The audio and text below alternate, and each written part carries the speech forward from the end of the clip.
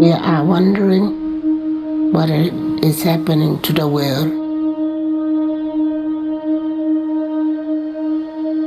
Everything is changing.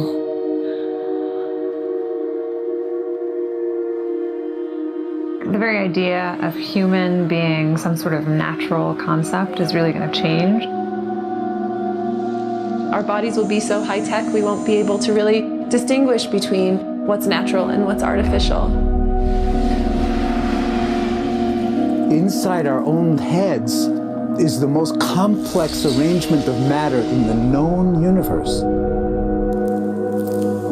You might ask yourself, can we get to be superhumans?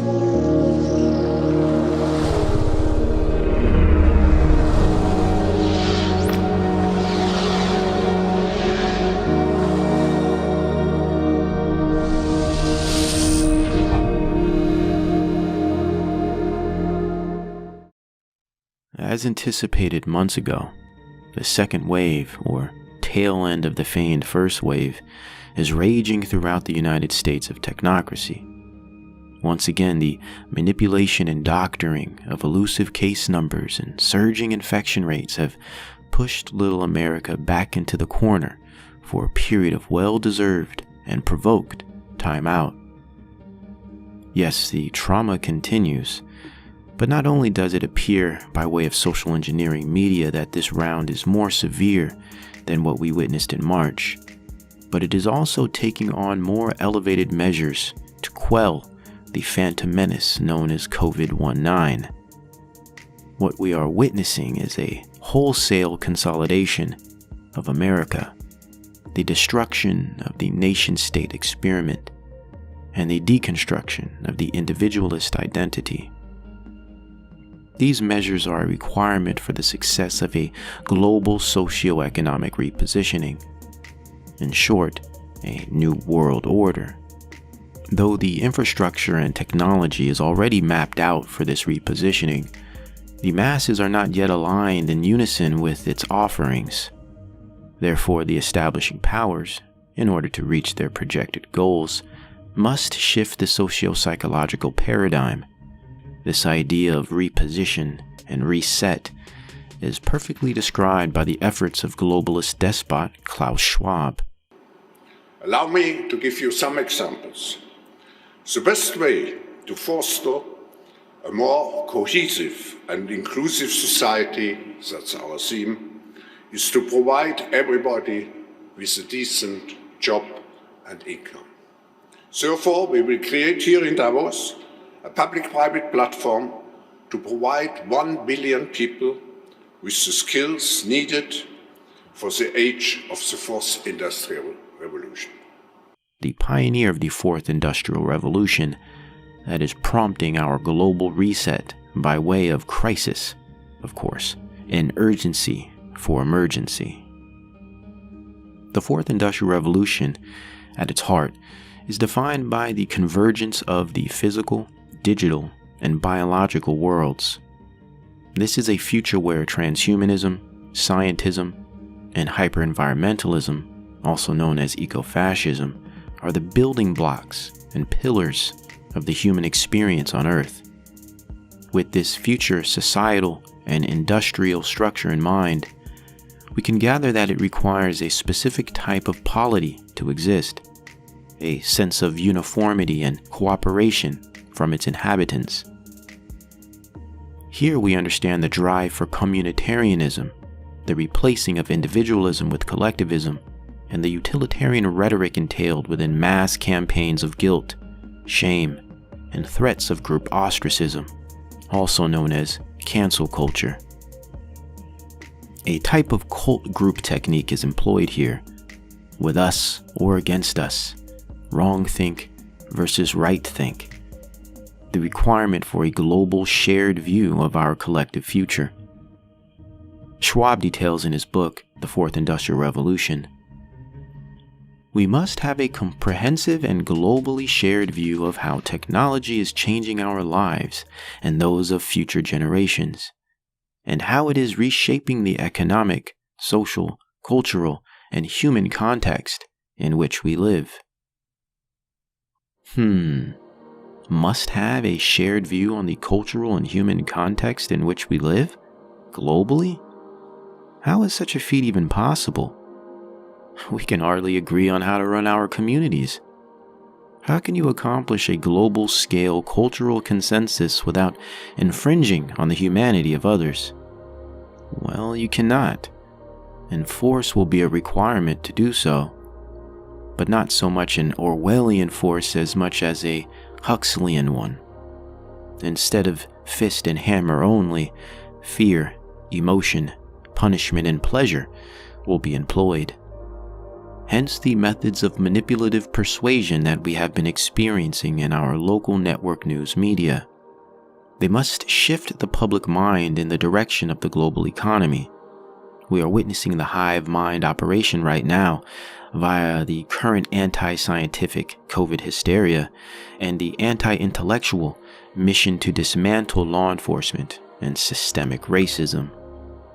I will term this massive psychological operation cultural renewal, renewing culture as we know it, but with a Borg-like function. This is accomplished through media news report conditioning, buttressed by repetition, newspeak terminology, anchoring via symbols, signs, and keywords, and of course, automated via big tech funded and managed algorithms, followed by indirect public support, whereby propaganda is organically cycled through populations by way of voluntary social media participation. Daily posts and shares, hashtags and trends simply become automated vehicles for the dissemination of disinformation. Smart technology and pathological use of devices provide non-stop news media and political engagement with the public. This engagement creates the social engineering platform needed for cultural renewal. In other words, cultural renewal via collective compliance tests and operations in the form of psychological operant conditioning. What's fascinating about this dynamic is the level of success that has been achieved absent of any real evidence to justify its draconian measures.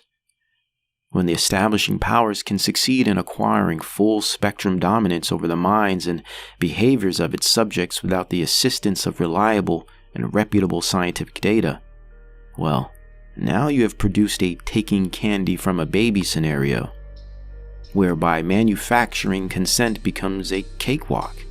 What is now formed out of this multilateral operation is a consensual hyper-reality, an abstraction of reality that instructs and directs the human population via symbology, charts and graphs, rigid pragmatism and black and white thinking, models and estimations, potentialities and presumptive measures. It has come to the point that the masses are being controlled by remote and have little to no influence over their own behaviors, emotions, and state of being. The full spectrum dominance is nearly completed, such that this elusive and imaginary pandemic has granted the global authority with the ability to jail the non-compliant. A Spokane man who tested positive for coronavirus is now in custody after refusing to comply with an isolation order. Authorities say this is the first incident of its kind here in Spokane County.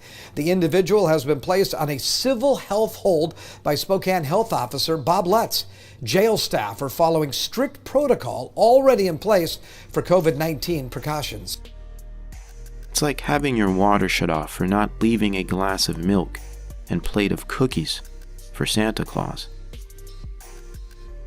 Imagine receiving a visit from the local police, and you are told you have to spend the night in jail for a while because you have caught the cooties, and you pose a threat to the rest of the community. Dr. Pam Popper has some interesting observations regarding this hysteria. Yesterday, so let's take a look at this. So I printed this off.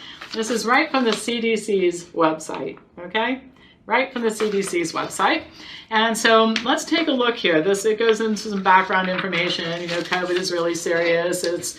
We have to make up numbers all the time to keep it really serious. No, I'm paraphrasing here. Okay, remember, it's fact-free hysteria. So, all right, so here are the clinical criteria. There are so many ways you can be diagnosed. There are 15 ways that you can become a case, all right? So the clinical criteria is at least 2 of the following symptoms: fever, measured or subjective. So you can just say, I have a fever or I feel warm, check. All right. Chills, rigors, myalgia, headache, sore throat, new olfactory and taste disorders. And remember, if you're having trouble smelling or tasting anything, and there are dozens of reasons why that could be, and it affects about 25% of the population at any time. So one of the things you have to do if you want to gin up the numbers is you have to keep coming up with new symptoms, and then you can hit the numbers better, right? So either all of this subjective crap, or at least one of the following symptoms: cough, shortness of breath, or difficulty breathing, or severe respiratory illness with at least one of the following: clinical or radiographic evidence of pneumonia or acute respiratory distress syndrome. So you don't really have to have COVID to be labeled COVID. You just have to have some symptoms or have something else like pneumonia, and then you can be labeled COVID. And no alternative, more likely diagnosis. Now, the laboratory criteria is really fun. And so anyway, the detection of severe acute respiratory syndrome, coronavirus 2, using a molecular amplification test. This is the one I wrote about last week that's 100% inaccurate, shown to be in 2006, 100% wrong, okay? So we're going to use a wrong test. If we can't get you with the fake symptoms and I just kind of feel warm today, it must be COVID. Or, you have some other disease and we're just going to call it COVID. Normally we would call it pneumonia, but now it's COVID, right? But so we can use an inaccurate test, or presumptive laboratory evidence, which is detection of specific antigen in a clinical specimen, detection of specific antibody, and this is very important, and serum, plasma, or whole blood indicative of a new or recent infection. And then it goes on to say, serologic methods for diagnosis are currently being defined. So we don't know what we're looking for because we haven't defined it yet, but if you have this thing that we don't know what we're looking for, you've got COVID. See how this works? And no wonder we have to wear masks and shelter in place and close down businesses and cancel big events and everything else, because when you get a positive test for something that you don't know what you're looking for, you must take action. Must take action. All right, there's more. All right. Epidemiological linkage is now a category. 1 or more of the following exposures in the 14 days before you develop symptoms: close contact with a confirmed or probable case of COVID, or close contact with a person with clinically compatible illness and linkage to a confirmed. So it could be a couple people away. Close contact with a person with clinically compatible illness and linkage to a confirmed case of COVID disease. So one person beyond. Travel to or residence in an area with sustained ongoing community transmission of SARS-CoV-2. So if you just went someplace where they're having a hot spot, they call it a hot spot, or an outbreak of fake lab tests, right? When you come back from the outbreak of fake lab tests, you're assumed to have epidemiological linkage. Yes, you can go look at this on the website yourself. People tell me that this isn't true. It's on the CD's website. In other words, to tell people that this isn't true, you literally have to put your hands on your ears and go, no, no, no, no, no, no, no, don't let me hear any facts. Please, no facts, no facts, no facts, no facts. So anyway, going on. Criteria to distinguish a new case from an existing case, not applicable until more virologic data are available. So why this is important is that sometimes they're counting the same person multiple times who's been tested multiple times. Isn't that fun? I'll tell you what, it is so much fun to gin up a fake pandemic. It's easier than you thought. I mean, you would have thought that in order to convince tens of millions of people that a fake pandemic is going on, you would have had to work a whole lot harder than this. But it turned out to be remarkably easy, and that should scare us all, okay?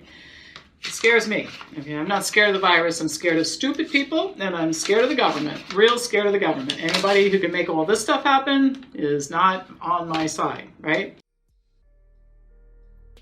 It also appears as though we will be receiving a vaccine conveniently before the new year thanks to Moderna's recent discoveries. I suspect they have had the vaccine waiting and have in fact had it ready for some time. They simply have to create the illusion of scientific deliberation to stoke the angst and codependence within the masses, to assure a grand reception of said savior jab. So imagine, if they will jail someone for having a presumptive case or false and unreliable test result that deems them infected, why would they not jail someone over mandated vaccine refusal? This incident is a mere warning, precedent, and foreshadowing of much stiffer measures to come. We already see the executive orders for indefinite mask wearing in many states. I personally believe these masks will be a permanent fixture within our society and will produce massive psychological and social problems down the line, of which I will be detailing in a later video. I would not be surprised if it comes to the point where masks are permanently required for all citizens at all times, unless vaccinated, with presentable proof of immunity documentation, of course. I also suspect that partial lockdowns and the pausing of phases will be continued until vaccines are mandated. No vaccine, no phase 4. No mask, no public participation. All of these measures demonstrate perfectly the methodology of operant conditioning, systemic reinforcement and punishment techniques used to modify group behavior, followed by communistic police state methods of control, the utilitarian mode of group over individual, state over citizen, master over slave. And late tonight, a sobering prediction about when Americans can stop worrying about getting infected with this virus. I hope that time will be reasonably soon. And when I say soon, I say within the next year to year and a half.